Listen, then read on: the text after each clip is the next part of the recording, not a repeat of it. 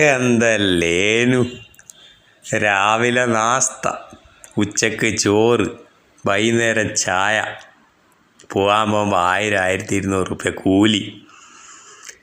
എന്തല്ലേനു നമ്മളെ നാട്ടുകാരെ കൊണ്ട് കയ്യായിട്ട് ബംഗാളിൽ നിന്ന് UP എല്ലാം പിള്ളേരെ കൊണ്ടാണ്. പിള്ളേർ പണിയും കഴിഞ്ഞിട്ട് പോകുമ്പോൾ ടവറിൻ്റെ മുമ്പിൽ നിന്നിട്ട് ഫോട്ടോ എടുത്തിട്ട് ബുർജ് ഖലീഫൻ്റെ മുമ്പിൽ നിന്ന് ഫോട്ടോ എടുത്തിട്ട് അയച്ചു കൊടുക്കുന്ന പോലെ അയച്ചു കൊടുക്കൂ.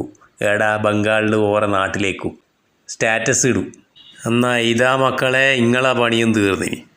ഇങ്ങനത്തെ 1-2 നാട്ടിൽ വന്നാൽ പിന്നെ പരക്ക വരുത്തായിരിക്കും. ഒന്നും കൊടുക്കണ്ട, തിന്നാനും കൊടുക്കണ്ട, കുടിക്കാനും കൊടുക്കണ്ട.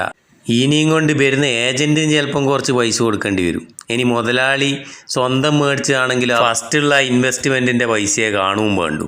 ഇനി ഏതെങ്കിലും ബാങ്കിനെ സമീപിച്ചാൽ അവർ മാസം തവണകളായിട്ട് കൊടുക്കുകയും ചെയ്യും. അതുകൊണ്ട് മക്കളെ തീർന്നിനി കേട്ടാ. നാട്ടിൽ വന്നിറങ്ങിയ എല്ലാ ബംഗാളിയും എല്ലാ ബീഹാരിയും തിരിച്ചു പോവുകയും ചെയ്യണോ, നമ്മളെ നാട്ടുകാർ വെറുതെ പുരക്കിരിക്കുകയും ചെയ്യണം കേട്ടാ.